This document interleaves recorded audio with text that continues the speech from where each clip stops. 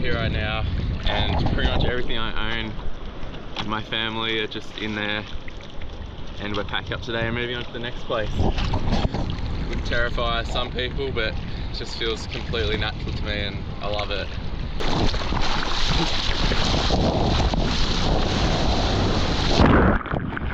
This is the south corner of Merry Beach, which is like a chilled little point break, and more swells coming in to the north corner over there, and it's sort of breaks up against the rocks and wedges. Shorter ride, quicker but bigger, so I might catch one more here and then head over there and see how we go.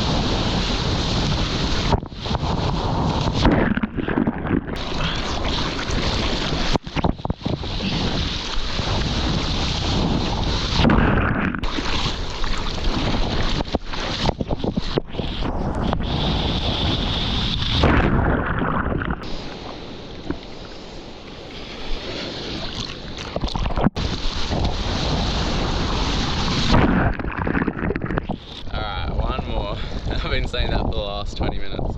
One more and then it's van time, pack up, make a coffee, hit the road. What a session. All to myself. Secret beach, love it.